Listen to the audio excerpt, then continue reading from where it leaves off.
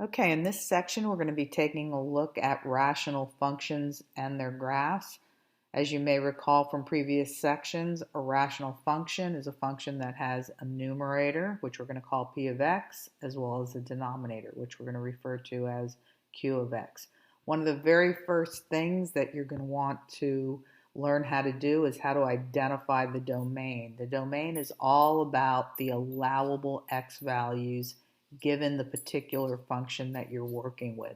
Now, because the functions that we're working with are fractions, you specifically want to pay attention to protecting the denominator, because the denominator is what can make this become undefined. The entire function can become undefined if you use values that make any one of the expressions in the denominator equal to 0. So for instance, in a function like this where you see x times x minus 2 times x plus 5, those are the three factors in the denominator. If you plug in a 0 right here, that would turn this entire, if any one of these factors are 0, it turns the entire denominator 0.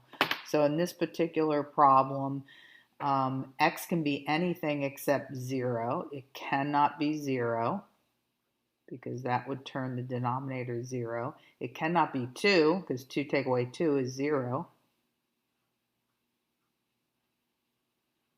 And it also cannot be negative 5 because negative 5 plus 5 is equal to 0. So this is all part of recognizing what your allowable domain is, because when you're graphing these things, you do not want to plot points in a position that is going to make the entire function undefined. So we're going to learn about what can we put right in place of those non-allowable values so that we don't graph at that particular x value. Those are going to be called vertical asymptotes. And as a lead-in to finding vertical asymptotes, let's talk about the domain. So in the very first problems in this particular section, giving you some rational functions. Again, you're looking to protect the domain. Sometimes that's going to require that you factor that denominator in order to come up with the answer, and sometimes it'll be very simplistic, as in the first example that you're seeing. For instance, right here, all you have is the expression x minus 3. Therefore, the only non-allowable value is x equal to positive 3, and that's because 3 minus 3 is equal to 0. So to protect this domain, we say that x is not allowed to be equal to negative or positive 3, excuse me. Okay, it cannot be equal to positive 3. Now sometimes they're going to ask you to give the domain in interval notation. Sometimes they're going to ask you to give it in set builder notation. So just so you're prepared for that, if they ask you to state the domain in set builder notation, you're going to say that the domain is the set of all x values such that x cannot be equal to positive 3. Stating this same domain but in interval notation, you might want to consider thinking about it as a graph first, just so that you can get the notation correct. But here's what this situation looks like on a number line. You're saying that x can be anything except it cannot be the number 3. Therefore, it can be anything from 3 to positive infinity. And it can also be anything from 3 to negative infinity. You just can't include this particular point. You have to leave it out of the set of domain values. So in interval notation, that would look like this. Remember, when you're reading what x is allowed to be, you have to move from left to right. Okay, so you want to say that it can be anything from here to here, from negative infinity up to, but not including, 3. So since you don't want to be using that endpoint called 3, you put a parenthesis around it. All infinity symbols get a parenthesis. Okay, then you're going to jump over this value. So you're basically saying it can be any x value in here, or it can be any x value over here. Anything from 3 to infinity, again, non-inclusive of that endpoint. So here's the symbol that stands for the word or, and it could be anything from 3 to positive infinity. Always move from left to right when you're stating your interval values, and in that way you're forcing yourself to talk about the smaller values to the bigger values, which is required when you're giving interval notation, or it's just going to get marked wrong in my math lab. Okay, moving on now. Let's go on to the next problem, which requires a little bit more knowledge. Again, you're protecting that denominator, but it is not as clear what those non-allowable x values are because they're hidden inside of this polynomial. So you need to break it down to reveal what the values are that you need to stay away from in order to keep this rational function defined. So we're going to factor this, breaking up the x squared to go in the front position of each parenthesis, breaking up the 63, the negative 63, to go in the back position of each parenthesis. See, the factors of this are 9 and 7, and I want that middle term to be negative, so the bigger number needs to bear the negative, and the 7 will be positive. That way, positive 7 times negative 9 is negative 63, but when you add those two numbers, you get negative 2. Once you break it down into factors, then you can tell what the non-allowable values are for your domain. What's going to make it undefined? So if you put in a negative 7 right here, negative 7 plus 7 would be 0, turning the entire denominator to 0. So x cannot be negative 7. And it also cannot be positive 9, because positive 9 take away 9 would be 0. 0 times whatever is here would be 0. So it also cannot be positive 9.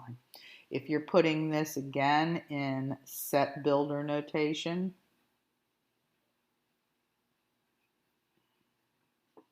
you'd say it's the set of all x values such that x cannot be equal to negative 7, and it can't be equal to positive 9.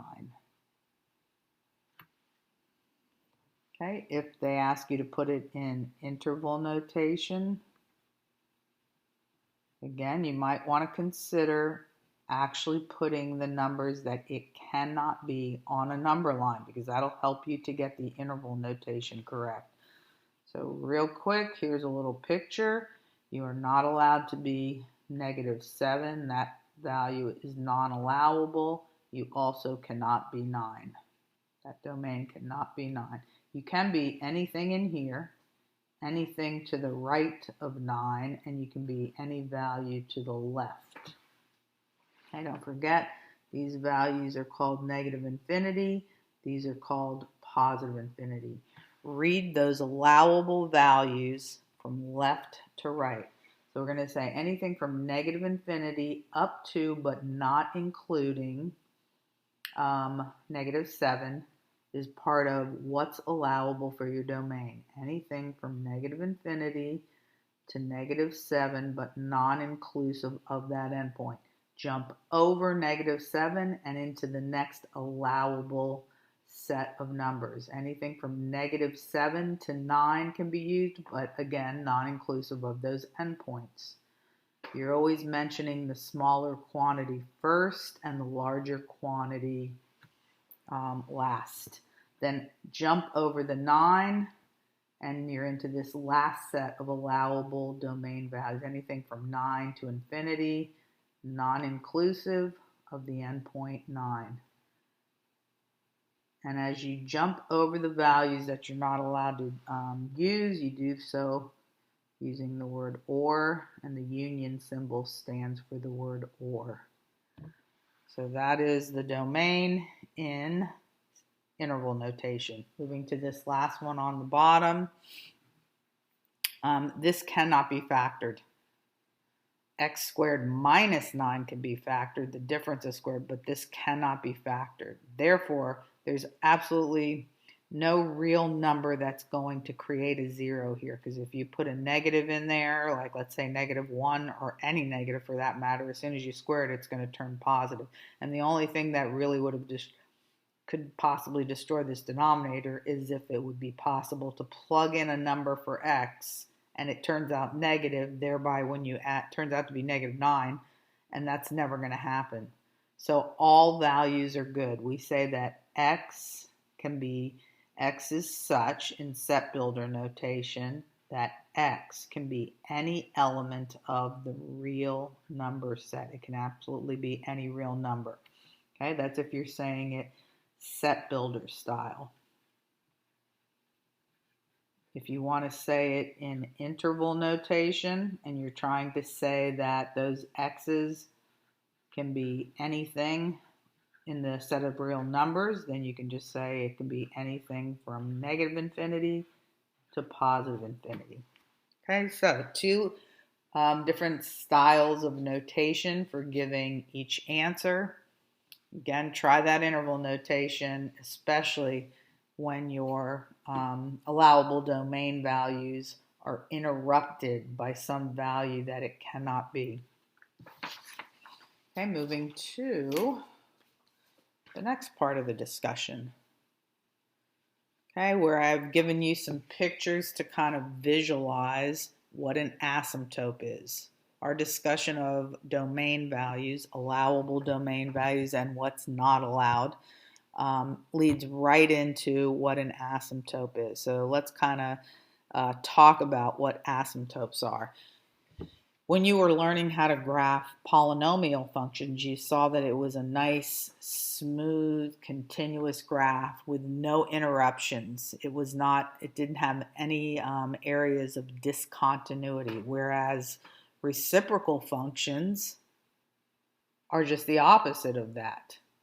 Any kind of a rational function is possibly going to have some kind of discontinuity. They often do. So like right in here, you see the discontinuity means there's a break in the graph. You see that there's a break in the graph here, and that means that there's an asymptote there. Even if they didn't draw it in, I'm going to draw mine in just so they're super obvious, but when you see a break in the graph, that means there's an asymptote right there on the y-axis. And you can see that the branches of this reciprocal function are approaching that particular asymptote. So just to get you familiar with the kind of symbolism that's used when we talk about asymptotes and when we talk about how the asymptote is approaching a particular feature on the graph. So for instance, this notation right here, as x goes to infinity, they're talking about on these branches of the graph. So as x goes to positive infinity, they're talking about this right here. This is the part of the branch that's going to positive infinity because this is going to negative infinity. So they're not talking about that. So as x approaches infinity, do you see hopefully that this tail of this particular branch is getting closer and closer to the x-axis? That means it's getting closer and closer to the y values called 0. Okay, and that's as you're going to positive infinity, the y values on this particular branch are getting closer and closer to the y value called 0. And that is how that is read. So it is written out for you here. These are the symbols that represent these words. Likewise over here. As x approaches negative infinity, so come onto the graph are the branches. So as x approaches negative infinity, again, this branch is getting closer and closer to the x-axis, and that x-axis is called, there's a name for that x-axis. That x-axis is called y is equal to 0. So when they try to tell you as x goes on and on to negative infinity, it's getting closer and closer to that y value called 0. The y value is approaching. That's what that arrow means. Approaching 0. That means getting closer and closer to 0. Okay, there's also some notation down towards the bottom of the graph. Okay, and this one again, it's provided for you in symbols and also reworded for you. So this says, as x approaches 0 from the left, when you see a superscript like this up in the air and there's a negative, that means coming from the negative side. So as this branch right here gets closer and closer to 0, but coming from the negative side, that means that the y values move down to negative infinity. That is what this symbolism says. And then, of course, it's in words here. And then this says, as the x values on the branch get closer and closer to 0, but coming from the positive side. So this is the branch that they're talking about, because this is the positive side of the x values. So as the x values get closer and closer and closer to 0, but coming from the right side, this means coming from the left, coming from the left side of 0.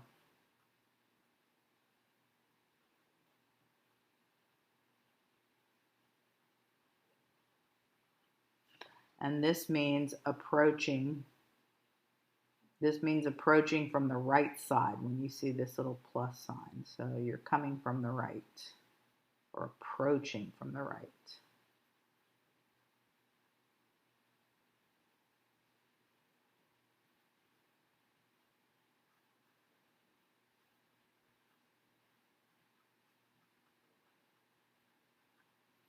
So as you head for 0 on this branch coming from the right side, notice that the y values are approaching positive infinity. Again, that's what that arrow means. You can read it as the word approaches. Okay, then we have underneath a picture of a more advanced type of basic rational function. It's slightly more advanced, but really, I guess they're pretty much the same. So the shape of this one, when you have a squared term in the denominator rather than just a linear term, this is what they look like when that bottom term is linear. And when the denominator is a squared term, as you see right here, then it takes on this shape right here. Here, this is said to have, if you remember discussions regarding symmetry, this has y-axis symmetry because you have mirror images on either side of the y-axis. This particular shape is said to have origin symmetry because it has matching images or mirror images that if you folded your paper along the diagonal, if there was a diagonal right here and you folded your paper across it, this would lie right on top of the image that is catty corner to it. So this is called origin symmetry. This is called y-axis symmetry. You would crease your paper right here on the y-axis, fold it over, and they would lie on top of each other. There are algebraic ways to test whether this kind of symmetry is going on or whether this kind of symmetry is going on, which we'll talk about towards the end of the section when we begin to produce these graphs by hand.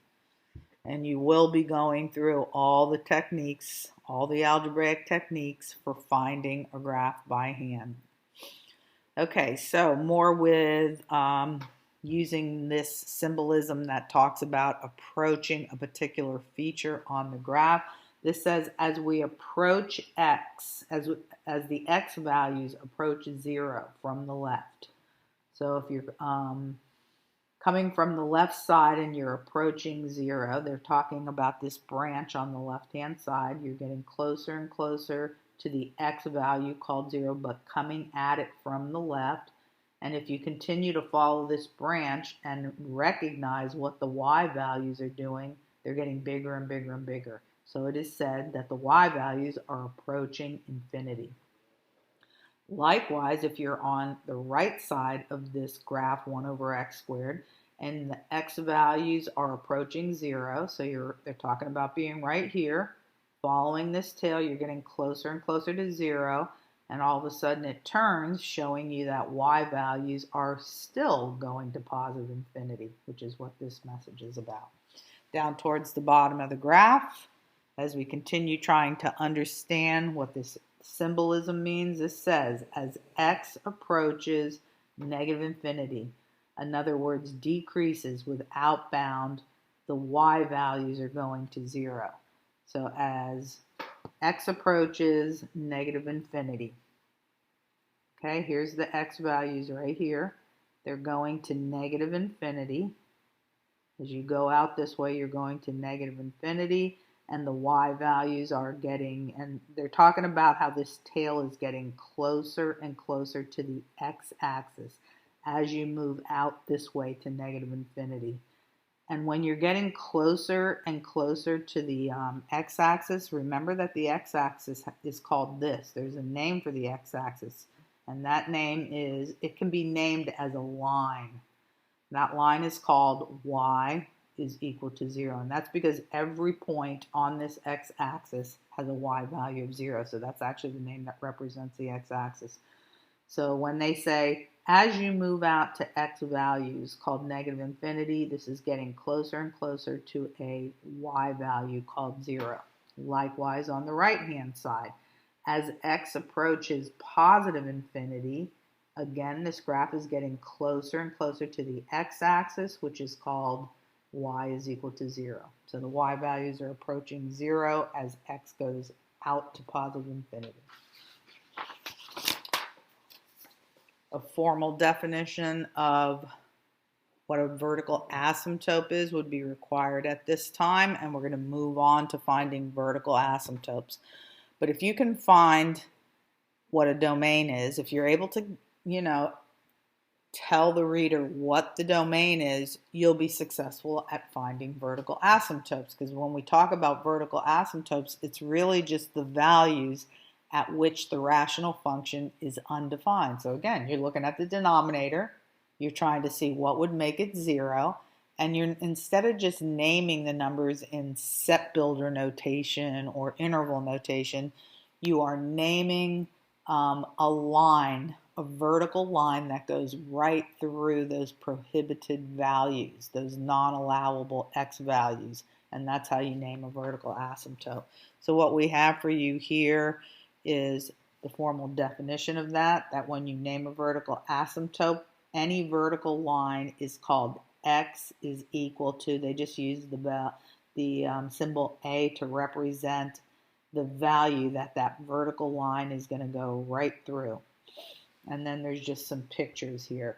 You're going to see that no matter where your vertical asymptote is, that the branches of your rational function are going to approach that vertical asymptote, getting closer and closer to it.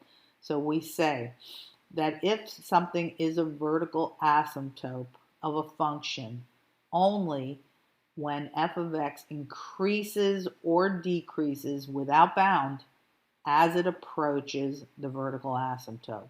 So for instance, here the function is increasing with respect to its y values without bound as it approaches the asymptote, never touching the vertical asymptote but getting infinitesimally closer and closer. It's just increasing, but it's never going to touch that vertical asymptote.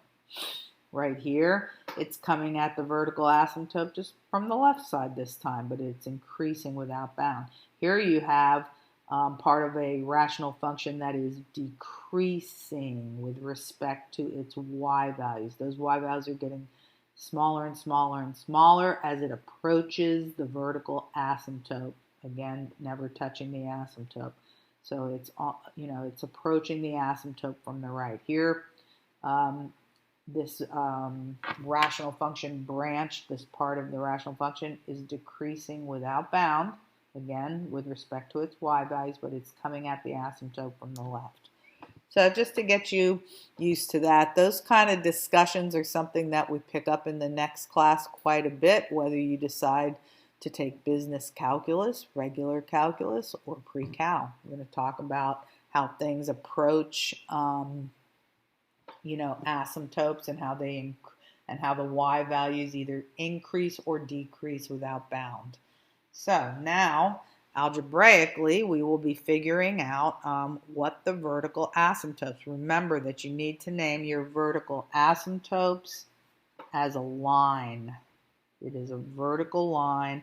Vertical lines are named like this, where A will be the value, the non-allowable domain value that you're going to talk about. Okay, so what are the non-allowable domain values? Well, if you put a 0 right in there, it's going to turn the whole denominator 0, thereby making this entire function undefined.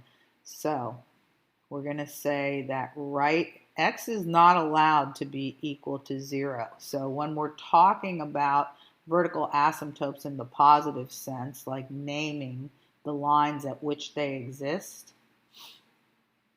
you name it without this not equal to sign. We also see that right here, x cannot be equal to 2. So if this was a discussion about domain, what it can and what it can't be, you would talk about x this way. But when you're talking about vertical asymptotes and where you're about to draw your lines, when you name a line, you don't have a not equal to sign in it. So you would actually give it like this. X equal to 0 is a vertical asymptote, and x equal to 2 is a vertical asymptote. So when you go to graph the thing, you're actually going to have a vertical asymptote like this. Okay, x equal to 0 is right there. You would have a vertical asymptote in your picture. Not that I'm going to graph this yet. You're not ready for that yet. But you'd have a vertical asymptote right there through 0. And that line would be called x equal to 0. And then down at 2, let's say that this is 2, you would have a vertical asymptote right through 2. And you would name that line. X is equal to 2. And then your graph would exist to the left, in between, and to the right. So that takes, a lot of skill to get all of the parts that go with the graph. Right now you're just learning to put the asymptotes in position. Okay, coming down to the next one.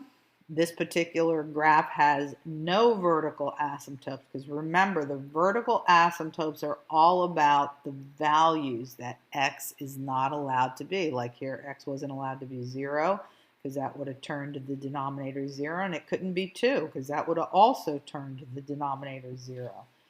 But this happens to be something where the denominator cannot be factored. And if you could factor it, you'd be able to see values that would cause the denominator to be 0. But since this can't be factored, and of course you could also just look at it in this way. The only thing that could possibly make this denominator 0 is if this value could be -7. -7 plus 7 is 0. But it's impossible for x squared to be any kind of negative number, because when you square a number, it always comes out positive. So there are no vertical asymptotes in this particular case.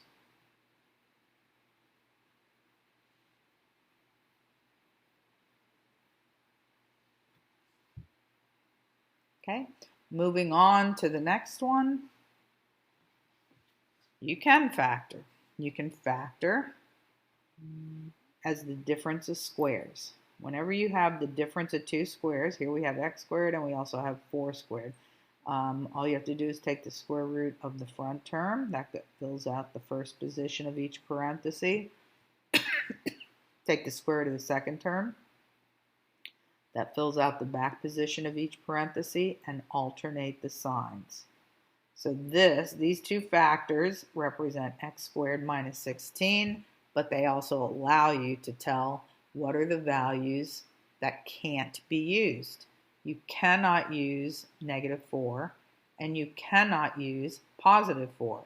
So if these are the values that x can't be -4, and it can't be +4, then that's where your vertical asymptotes are. But when you're naming vertical asymptotes, as shown in the first example on this page, you will name them as lines. And vertical lines are always named as x is equal to, and that value that is prohibited. One of them is -4, the other one is +4. And again, that would just look like this. And we're not doing the whole graph right now because there's a lot of skills that lead up to that. But it is one of the first things that you're going to put in place when you do a complete graph by hand. So you'd have a vertical asymptote there, which you would not be graphing on top of. And you would have a vertical asymptote right here. Okay, and you would name these. This is called x equal -4. This is called x equal to +4. Again, that's because every single point on this line, vertical line, has an x value of +4.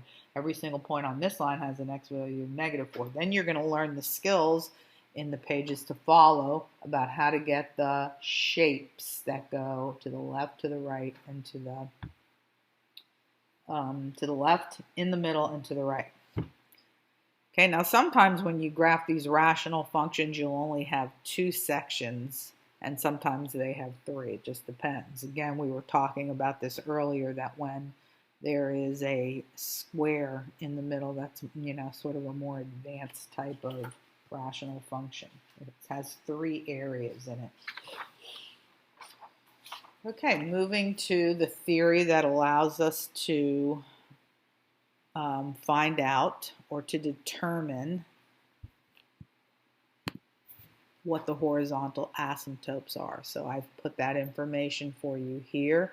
That's finding out or determining what the horizontal asymptote is all about comparing the degree in the numerator to the degree of the denominator. You're always going to be comparing. Look at the numerator first, then compare it to the denominator, and that top degree is either going to be less than the bottom. And remember, when you're doing the degree of any polynomial, it's just whatever the highest degree is in the polynomial. So you're going to be looking at 1 degree on top and 1 degree on the bottom, whatever the highest one is in each place. So if the top degree is less than the bottom degree, then the horizontal asymptote is y equal to 0. The actual x-axis will play the role. Y equal to 0 is the x-axis. So the x-axis would play the role of the horizontal asymptote. And you know what the word horizontal means. It just means an asymptote that goes horizontally instead of vertically, as we discussed on the previous page. If the degree of the numerator is equal to the degree of the denominator, then you will find the horizontal asymptote in this manner. It's always y is equal to some number if it even exists. So when the degrees match in the top and the bottom, then your horizontal asymptote equation will be y is equal to a over b. And a is going to be the coefficient of it's going to be the leading coefficient in the numerator, and b will be the leading coefficient in the denominator, and that's where you'll get the values to make up this fraction for your equation. Okay, so this is how you calculate the horizontal asymptote when the degrees are equal. Now, if the degree of the top turns out to be greater than the degree of the denominator, then there is no horizontal asymptote. And instead, what exists, and you're not going to be finding that in this class, but you will be finding it if you go to the next highest algebra course, which is pre-calculus. Then what exists is what we call an oblique asymptote. Oblique meaning slanted.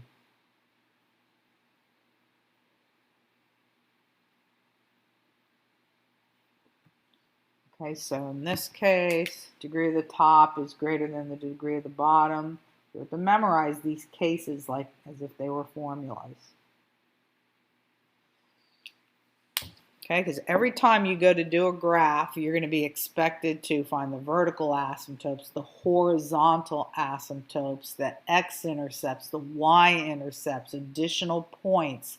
These are multi-step problems for producing the graph by hand. Therefore, you will not be allowed in several of the problems to do anything other than this 7-step process where you're going to be finding everything you need algebraically by hand, not just copying it from your calculator. So be careful with that.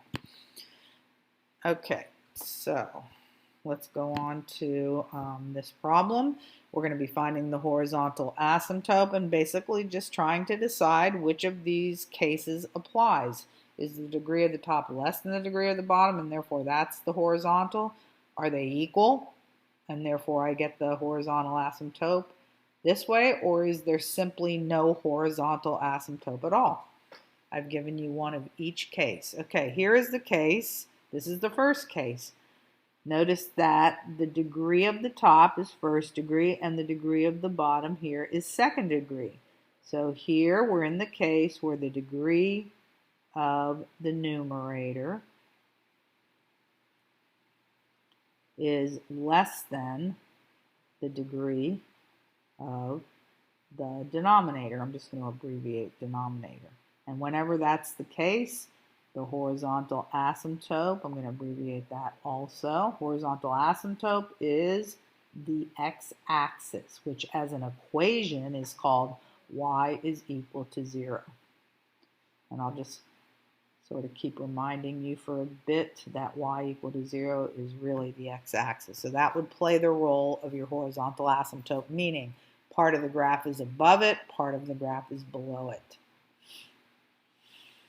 Okay, so next example, find the horizontal asymptote, if any, for the graph of the rational function 15x squared over 5x squared plus 6. So this would be the second condition that I gave you, when the degree of the top is equal to the degree of the bottom. And you can see that that is the case here.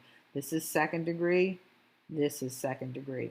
So when that is the case, your horizontal asymptote is calculated in this manner. Very simple. Just here's the equation of the horizontal asymptote. Y is equal to A over B, where A is the leading coefficient in the top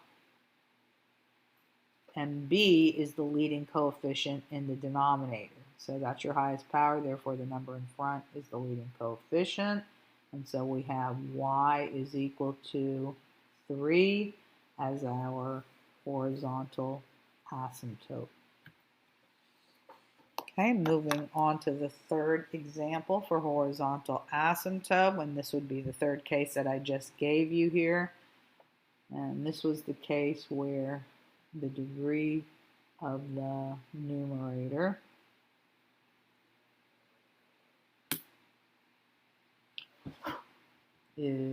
was equal to the degree of the denominator. And then in this one, it's the degree of the numerator is greater than the degree that you see in the denominator. See, this is degree 3, while this is only degree 2. And because of that, that means no horizontal asymptote exists at all. Okay, so those are just examples representing each of the 3 cases that I stated at the top. Okay, so we go to the next page where you're actually going to be putting the whole, well actually you're not doing the ones completely, these are just calculator problems. So you have a couple of these. Your calculator is nice for showing transformations, just sort of too much work if you're doing it by hand. But when you're doing a single rational function, there will be a 7-step process combining many of the skills that you've learned in previous sections, such as finding the x-intercept and the y-intercept. You're using that in every section in this chapter where you've been asked to produce the graph by hand. In section 3.1, it was quadratic functions. In another section, you were graphing rational functions and needed to find x and y intercepts, and again in this section. So that's just something that will just keep coming forward. Now in this problem, I did discuss with you that there are 2 functions that you're going to be concentrating on with respect to rational functions. This kind right here where the denominator is linear, that'll be one of them. That is the one that had the origin symmetry.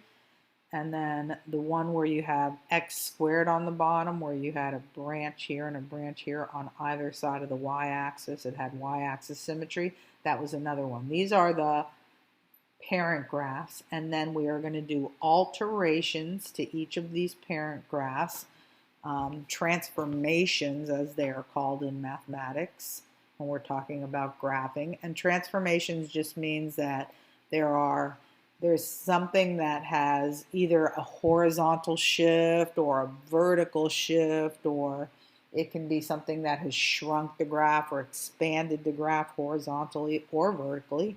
And that's what you're doing in these problems. But we're going to get these graphs from the calculator, and then we will break into doing them by hand on the subsequent pages.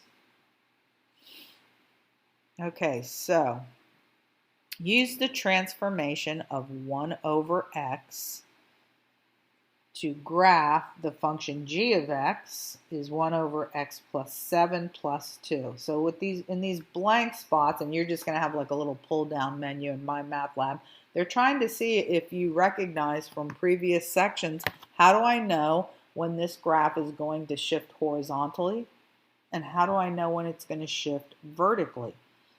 Okay, so before you even graph, you can tell that. Any number that is added to the x, notice that there was an x here, now there's an x plus 7.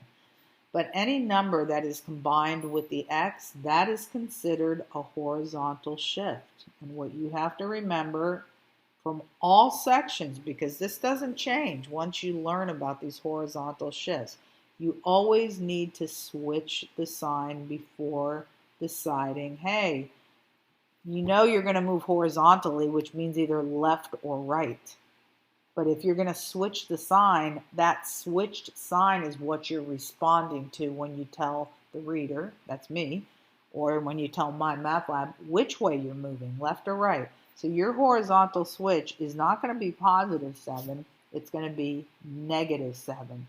A negative 7 indicates that you are moving to the left, that the graph is going to move to the left.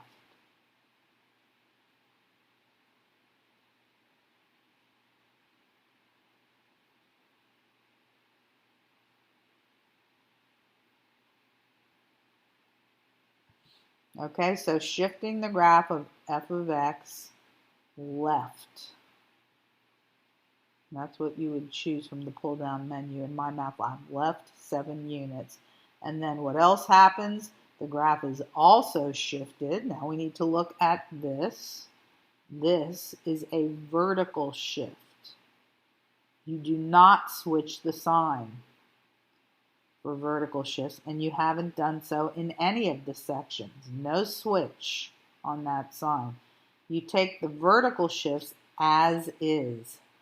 So if it says plus 2, that plus 2 indicates we're doing vertical shifts, which can only mean up or down. So a positive vertical shift would indicate that you are going up. The graph is shifting up. So the graph goes up 2 units. Okay, now we can use our calculator and get the graphs for not only the parent graph, but also for this. So I'll do one of them at a time.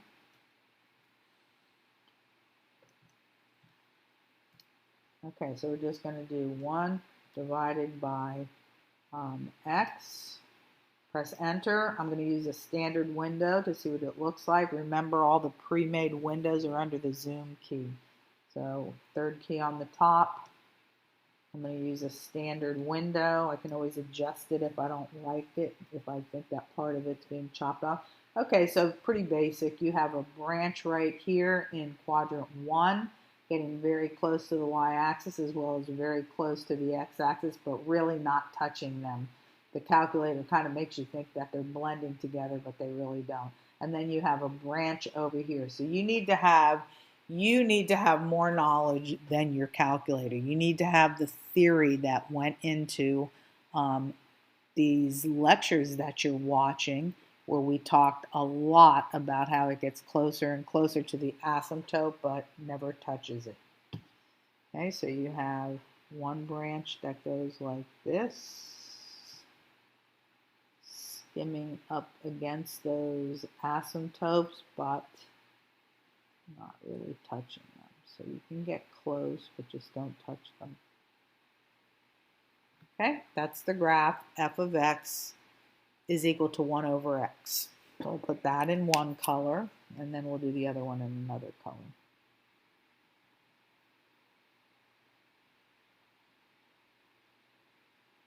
Oops, missed it. Okay, so now we're going to do the transformed graph. And in the transformed graph, everything is moving. So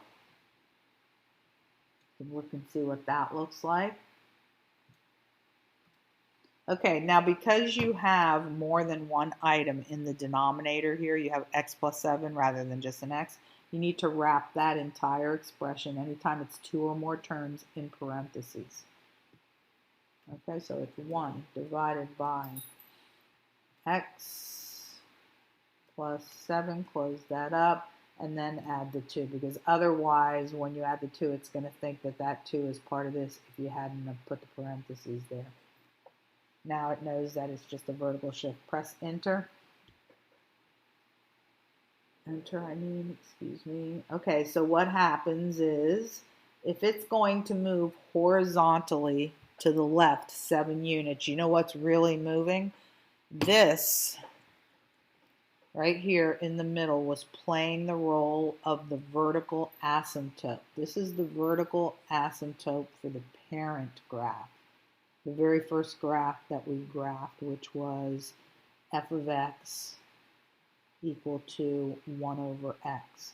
So if you know that you're going to be moving horizontally 7 units to the left, all you have to do is pick this up and move it 7 units to the left. So I'm going to go ahead and do that. 1, 2, 3, 4, 5, 6, 7. This is going to be my new vertical asymptote right here.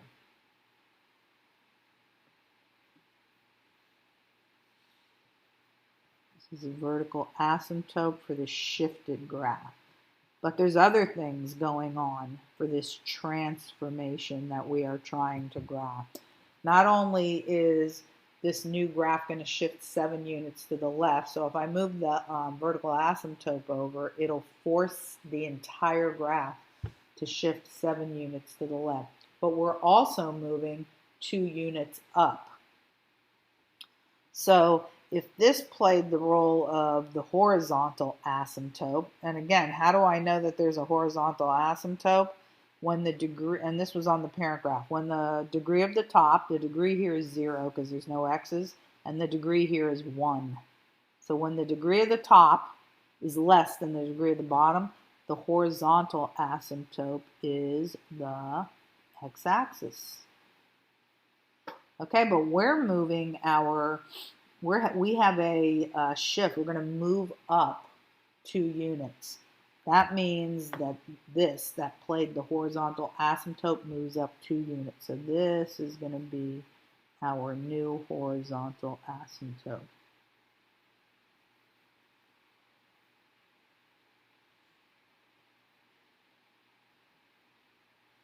This is our new horizontal asymptote, and this is our new vertical asymptote.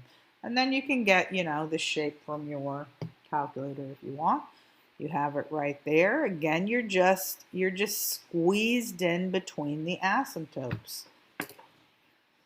Okay, so if I'm going to keep this same shape where I have 2 branches from this reciprocal function catty-cornered to each other, I'm going to do the same thing here using my asymptotes to guide me. So I'm going to have skim right up against there. Here's one of my branches, and then the one that's catty-cornered to that will be right in here.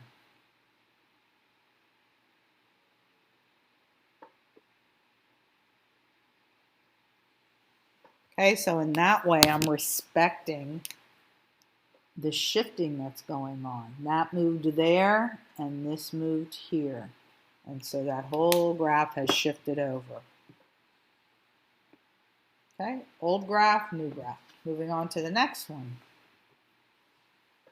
Here we have 1 over x squared, and that graph, if you remember from previous pages, looks like this.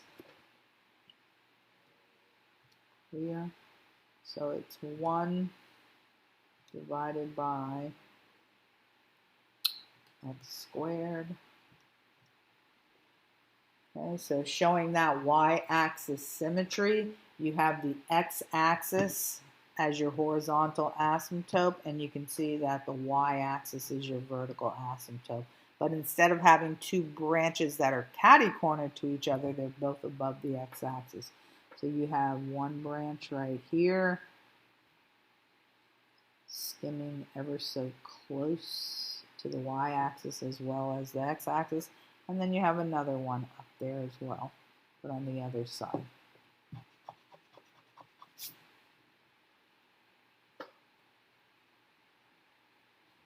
Okay, and then in the pictures that we're going to do right now, let me try and make this a little bit better.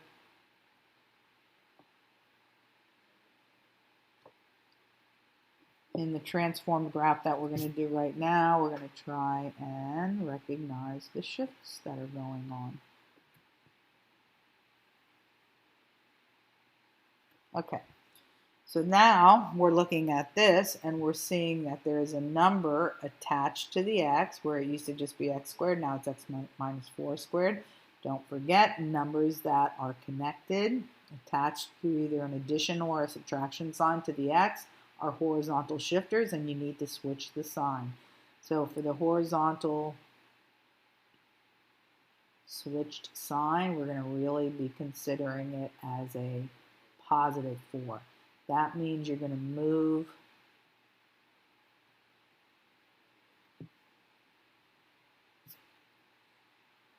so it indicates the graph moves to the right 4 units.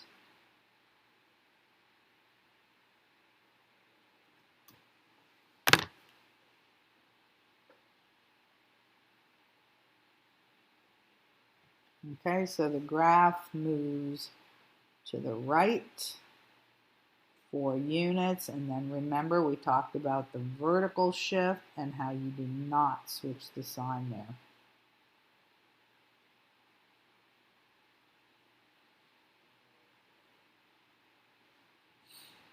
Okay, so you're actually going to move based on the -3 that you're seeing there without switching it, and that indicates that you're going to be moving down vertically. And as I was trying to point out in the transformation example above, you can make these shifts right from the asymptote. So if you want this graph, this entire graph, both wings at the same time to shift 4 units to the right, think about this line that they are approaching, how they're hugging right up against this y-axis. They're still going to both be hugging up against the same vertical line, only we're going to shift it 4 units to the right. So 1, 2, 3, 4. There is your new vertical asymptote.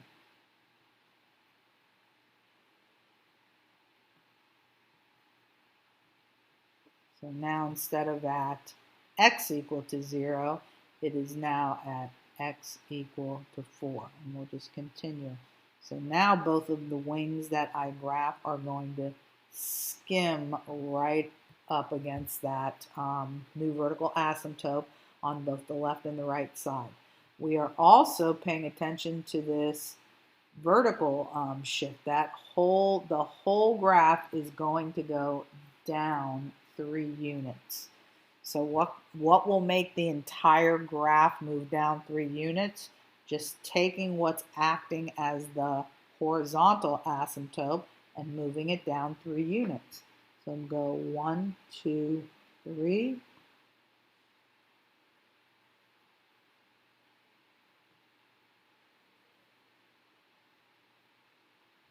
And again, I know I have a horizontal asymptote because the top is less than the bottom.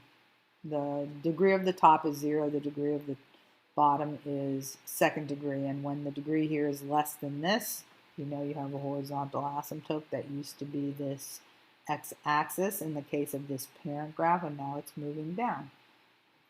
Okay, so now when you go to look at this, you're going to be obeying this and this as your guiding asymptotes. Let me make this one a little bit longer, since there's going to be a little bit more action down below. And you can get some guidance from your calculator, just as we did for the first graph. I'm going to clear that out, and I'm going to type in this one. So it's 1 divided by, put a parenthesis around that x minus 4. Close that up, put a square on it, and then you can do minus 3.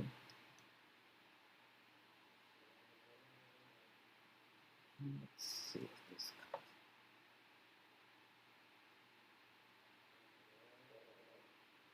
Okay, so you see that, it doesn't show you the asymptotes, and that's why you need to have the background knowledge that you learned while in the lectures. It's lower, and that's because the horizontal asymptote is lower, and so it's resting above the horizontal asymptote, and these lines right here are hugging up against that new vertical asymptote. Okay, so this was your parent graph. And then what I'm graphing right now is your new shifted graph. So those tails are a little bit lower. And you have a new vertical asymptote. Okay, so a couple of transformations that you'll be working with in my math lab.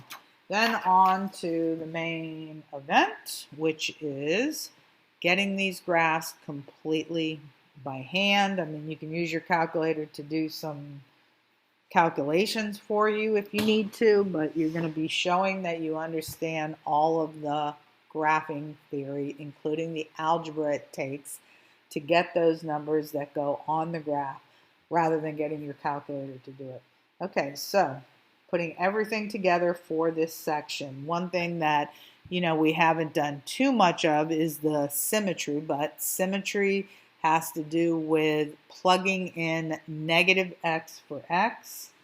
That test is mentioned right here, that if you plug in negative x everywhere that there's an x in your function and you come up with the same function that you started with, that means that you have y-axis symmetry because it's an even function. If you plug in negative x where there were x's and you get the same function but with a negative out front, then it has origin symmetry, just so you kind of know what's going on. When it has origin symmetry, this is something that has y-axis symmetry, where it's on. It just kind of guides you so that you're not getting a crazy looking graph. You know what to expect.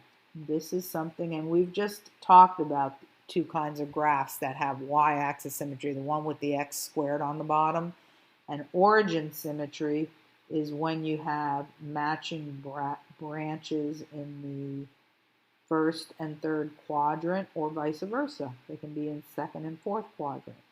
So that will be an example of origin symmetry. This is an example of y-axis symmetry.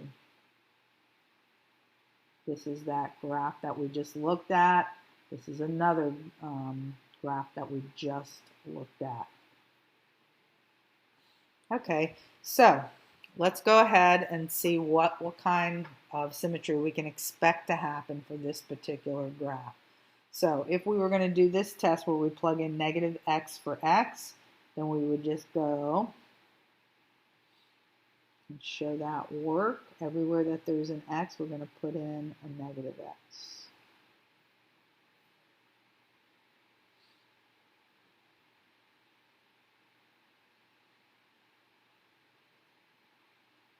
Okay, so on the top you have negative 3x, and on the bottom you have negative x plus 5.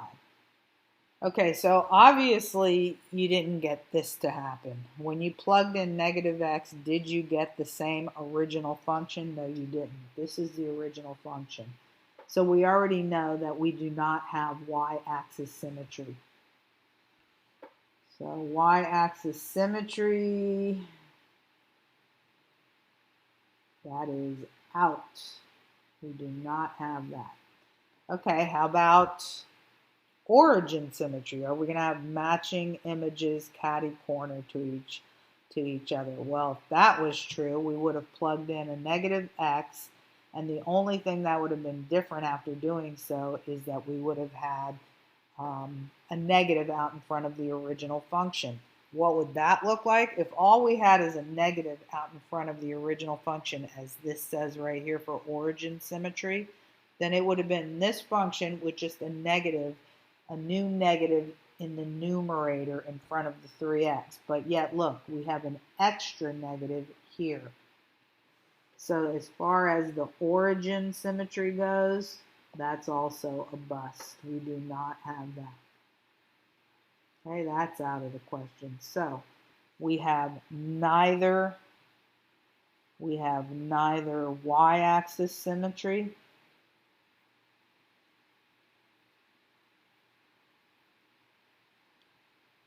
nor do we have origin symmetry. Neither one of those do we have.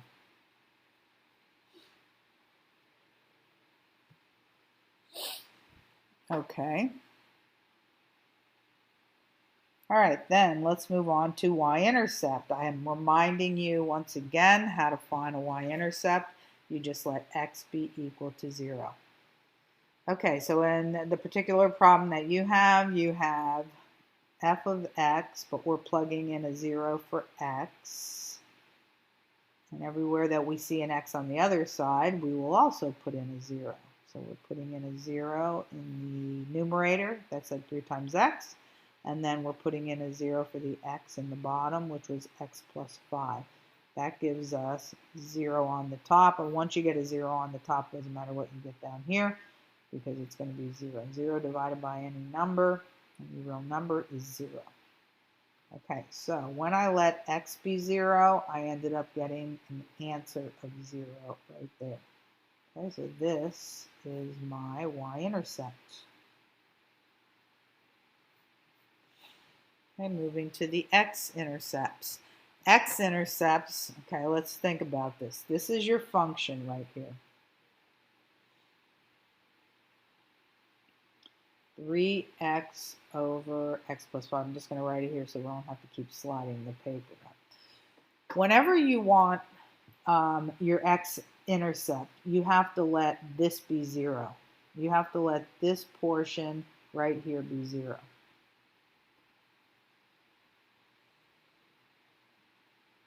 Let your y value be 0. Replace it with a 0. But then ask yourself, what makes a fraction 0? The only time a fraction is 0 is when the top is 0. So even though you're wanting the entire fraction to be 0, you really only need worry about the top. If you want the whole fraction to be 0, then all that has to be 0 is the top. So make it simpler by just using the top at that point and then solving that. Divide by 3, divide by 3. You have now found out that x is equal to 0. So you know that your x-intercept is the same thing, which you could have told in the previous part as well. But I just wanted to talk about how when you're wanting a fraction to be 0, you really only need the top to be 0. So your x-intercept, written as a point, is what you had right here. Whenever both coordinates are 0, that serves as an x-intercept and a y-intercept, whenever that does happen. Okay, moving on to finding vertical asymptotes. As I said, these problems put everything together that you have learned in this section. Vertical asymptotes are all about what are the values that make the denominator 0? So when you're looking at this particular function and you see that in the denominator there's an x plus 5, what is the value that could possibly create a 0, thereby making the whole fraction undefined? Would be negative 5. So since x cannot be negative 5, we say that the vertical asymptote is x, the vertical line, x equal to negative 5. That's your vertical asymptote. And we're going to put that in our graph. That'll be the line coming straight down. What is the horizontal asymptote? Well, we learned some theory about this, that when the degree of the top, you have degree 1 on the top, you have degree 1 on the bottom. So when the degree of the numerator is equal to the degree of the denominator, which is the case that we're in, we get our horizontal asymptote in this manner. It's y is equal to our a value over our b value. And if you remember from previous examples, those a and b values are just the leading coefficients in the top and the bottom. So this is the leading coefficient in the top, this is the leading coefficient in the bottom. So it's 3 over 1, or just 3. Okay, so y equal to 3, that's my horizontal asymptote. X equal to negative 5 is my vertical asymptote. Okay, so we've gotten through 5 of the 7 steps. Those 7 steps are summarized for you here. I looked at symmetry first, then I found the y-intercept, the x-intercept, the vertical asymptotes, and the horizontal asymptotes. The rest of this is where you plot points in each of the sections so that you know what is happening as you go to create those branches that represent the graph. Okay, so part 6, plot at least one point between and beyond each x-intercept and vertical asymptote. We'll do that after we put these other things in place. So we had a point that served as both the x and the y-intercept, which was 0, 0. So we'll put that x-intercept and y-intercept. I'll just transfer this information to this page, was 0, 0. We found out that our vertical asymptote was x equal to negative 5, I believe, and we found out that our horizontal asymptote was y equal to 3. And let me make sure just before I go and put that stuff on the graph. Okay, so x equal to negative 5, 1, 2, 3, 4, 5, and let's go ahead and draw that in. And we can even label it.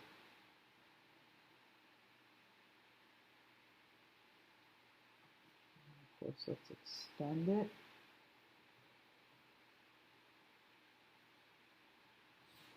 Okay, so we got that in place. Then y is equal to 3. So 1, 2, 3 on the y-axis, and then we can go ahead and put our horizontal asymptote.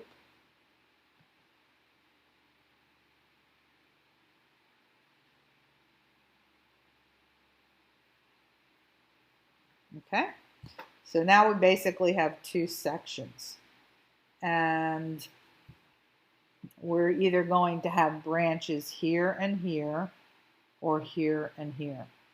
So what you want to try and do, which is all about what step 6 is about, it says plot some points. You want to plot some points over here to see if this thing, basically you just want to pick some x value over here. I would try to pick it close to where you're at, close to where this vertical asymptote is, like negative 4 would be good, to see are the points up here or are they down here. Because you want to know what is going on as the branch approaches this vertical asymptote. Okay, so I'm going to choose x equal to negative 4, and I'm going to plug that right in and see what the y partner is. So the function evaluated at negative 4 is equal to, and then here's my function, which was 3x over x plus 5.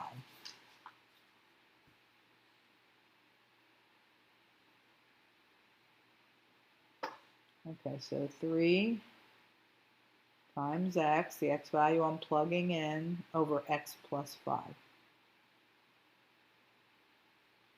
So I get negative 12 over 1, or just negative 12. Written as a point, that would be when I plugged in negative 4, I got negative 12. And you don't have to plot this exact point, but it just gives you an idea of what the entire graph is doing on the right side of this asymptote.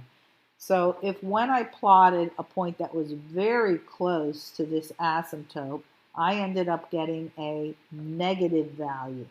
That means that this particular graph over at negative 4 has points down here. And let's make sure that we have this graph correctly.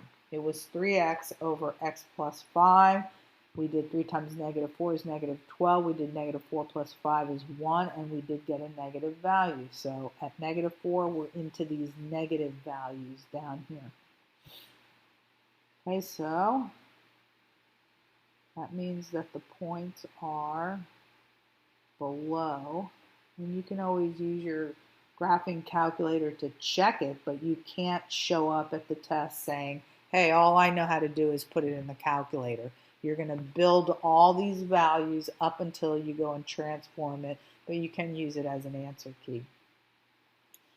All right, then let's go and see what's going on over here. How about using a value that is somewhere on the right side of this vertical asymptote called x equal to negative 5. So how about negative 6? So now I'm going to use x equal to negative 6, and that's going to be f of negative 6 is equal to 3 times negative 6 over negative 6 plus 5. So that's negative 18. And then negative 6 plus 5 is negative 1, resulting in a positive value. So when I plugged in negative 6 for x, I got positive 18. And because I got a negative value but a positive value, that means that these kind of points are up here. So that's going to be the branch that's right in there. And then again, just check it. Check it with your calculator. Now let's make sure that we have these branches in the right place to avoid having to plot more and more and more and more points. Okay, so we can go y is equal to, we can clear this out, and we can put in what our function was, which on the top it was 3x, and then divided by, the bottom has an expression with more than one term, so wrap it in parentheses, and that bottom expression was x plus 5. Close that up. There you go. Okay, so we correctly did this. This branch is down here. It does rise above the x-axis, just as we put it in our graph, and then we have the other one that's up here. Okay, but it doesn't show you the horizontal asymptotes. So again, you have to know a little bit more than your calculator so you can put things in there that it's not going to show you. Okay, again, last one, follow the steps, 7-step strategy in order to get this graph. So determine the symmetry of the graph. Let's go ahead and do that. We're going to plug in negative x for x and just see what that does to our function. If it produces the original function, we have y-axis symmetry, as that summary table showed you on the page before. And if all that's different about it is that it just has a negative out in front of the function, then it has origin symmetry. Okay, so let's see. I'm going to plug in negative x here. I'm going to plug in negative x right in here for the x squared, but I'm going to square it. And that ends up with negative 2x. And then down here, I end up with x squared minus 4. So now this time, it does look like the original graph, only with the addition of this extra negative right in front, which is what it says on that summary table, that if you get the original function multiplied by a negative, and that's the only change, that you then have origin symmetry.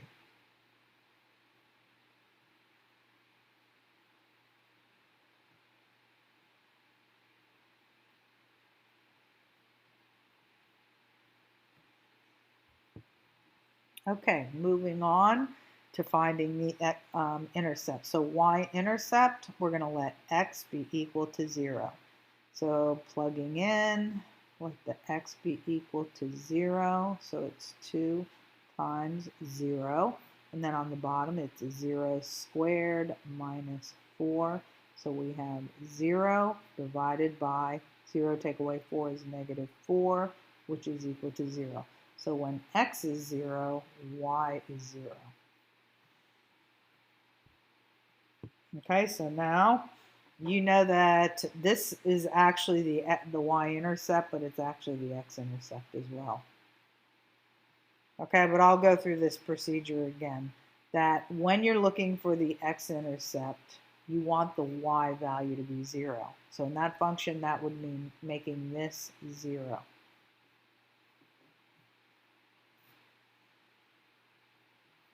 Okay, but when you want a fraction to be 0, the only thing that can make that happen is when the top is 0. So you really needn't worry about the bottom. Just make that top be 0, solve for x. Not that we had to go through this work because we already knew what the x-intercept was, but I want to reinforce that concept that when you want a whole fraction to be 0, you only need the top be 0. That's what this is. This notice that they're giving you right here, which requires that only the numerator is equal to 0. So that is x equal to 0, but we already know that when x is 0, y is 0. So this is actually, this y-intercept actually serves as our x-intercept as well. Okay, so we have that. Moving on to this next page. Find any vertical asymptotes, and let's transfer that function here. 2x over x squared minus 4.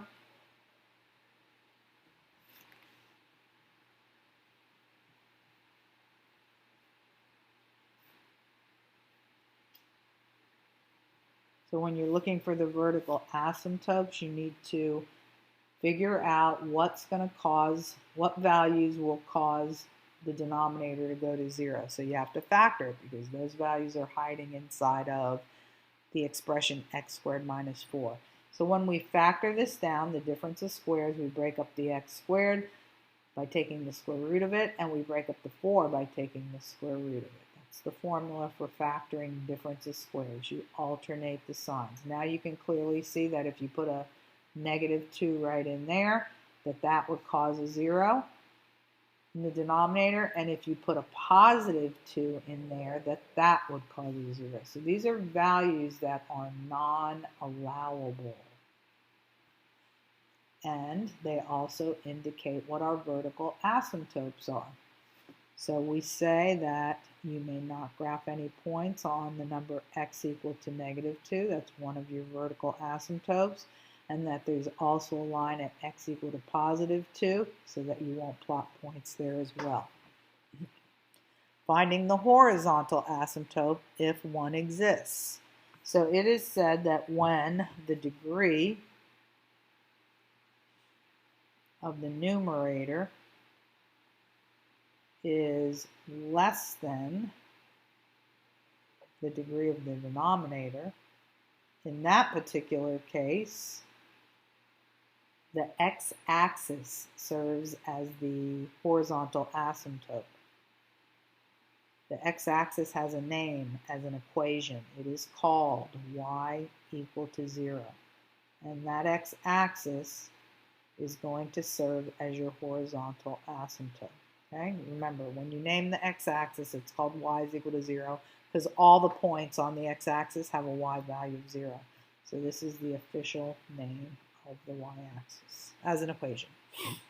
Okay, plot at least one point between and beyond. So that just means plot the additional points you may need to figure out where to place the branches of your graph. So now let's go ahead and take everything that we found out about this graph as we did our algebraic calculations. We found out that the x-intercept was 0, 0, as well as the y-intercept. We found out that the vertical asymptotes were at -2 and +2. So there's one right here.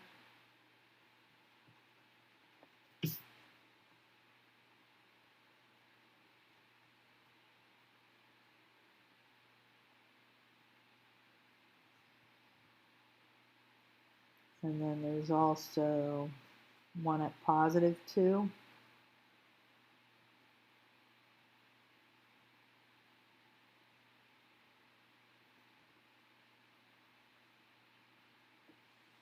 Okay, then our horizontal asymptote, let's go ahead and put that in. Horizontal asymptote is y equal to 0, so that is right here.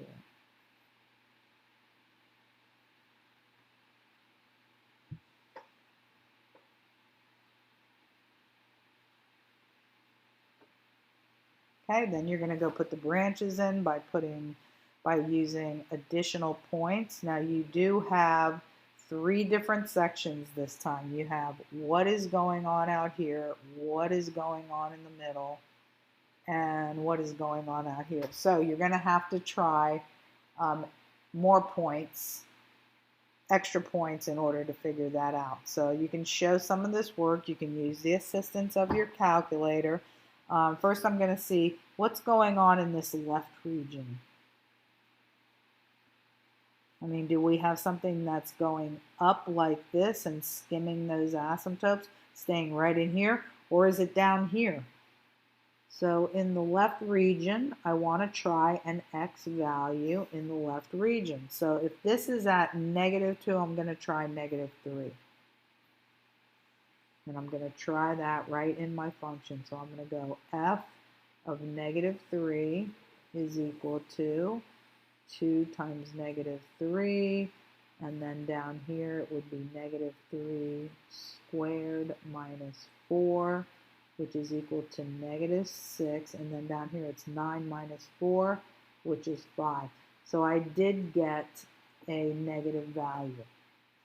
So you're just going to use that in order to figure out where is the entire branch, because if this point is in a certain area, either above or below the horizontal asymptote, then so are all the other points that are on the branch in this region. Okay, we want negative, negative. So let's see. Negative, negative, the branch is down here.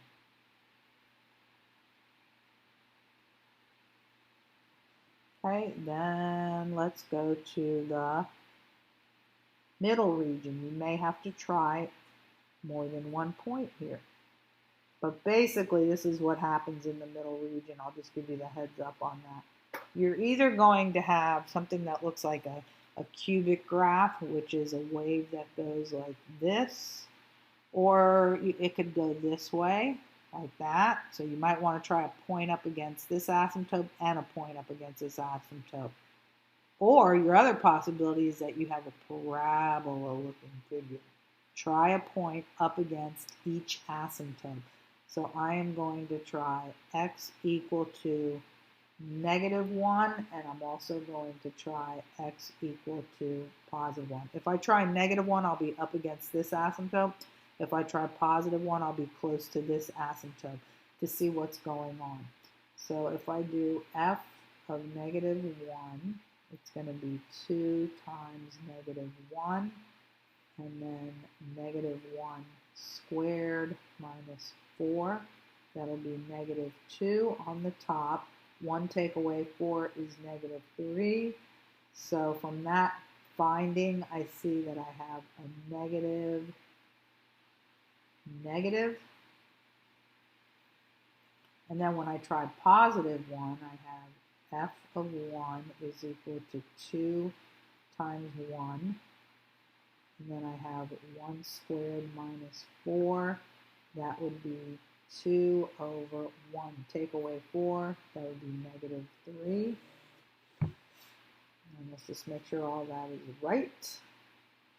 I think I have a little sign error here. I think this was, maybe not, 2 times negative 1, negative 2. And then over here, I had, no, I do have a sign error. Then I had 1 take away 4 is negative 3. Negative divided by negative is positive. That really matters, so be careful with that. And again, you could use your calculator to verify some of this stuff. So then this was positive 2. 1 take away 4 is negative 3. So in this case, I have a positive x. And I have a negative on my 2/3. Okay, so if that be the case, when I'm at negative 1, I'm up here, and when I do positive 1, I'm down here. That means that you're talking about going up like this and going down like this. Okay? Negative and then some positive value, regardless of what it is, means that you have points up here. So this has to curl up. And then having a point like this, where it's positive 1 and negative values, means it curls down like that. So that would be the shape in the middle. Sorry about that. I'm not showing you what I'm doing. All right, so I try to point out here, which was negative 3, ended up with a negative partner. So I knew that for if I was going to be out here at negative 3, that it should be down here. So when you're doing these 3-part graphs, you have the branches on each of the tail ends. You have these branches that look like that. And in this middle region, you'll have one of these shapes. It can either start up here and curl down, or it can start up here and curl down like that. But you're going to find out from the signs of your values what is happening there. On the outside here, you have a branch like this, and it'll either be a branch up here or a branch down there. So now I'm going to try as my last bit of information something in the right-hand region. So if I'm in the rightmost region, those would be x values that are greater than 2, like 3. So I'm going to try 3 to see what kind of y partner I get. So the function evaluated at 3 is 2 times 3. There's a 2x on the top. And then it's 3 squared minus 4 on the bottom. So that would be 6. This would be 9 minus 4 is 5. So when I use a positive 3, I get a positive y partner. Okay, so that means, let's see, for positive 3, I get a positive y partner, therefore this branch is up here. And again, you can verify what you're doing by putting it in your calculator. Clear that out. So let's see, my function was 2x on the top, so 2x on the top, divided by, and then in the bottom, I'm going to put this in parentheses because there's more than one term, it's x squared, and then there was a minus 4, close that up, graph it, and there you go. You can see it's the same thing that we got by hand, but we are showing that we know how to use the graph theory, specifically the 7-step strategy that was taught in this section. Okay, that completes section 3.5. See you again in the next video for section 3.6.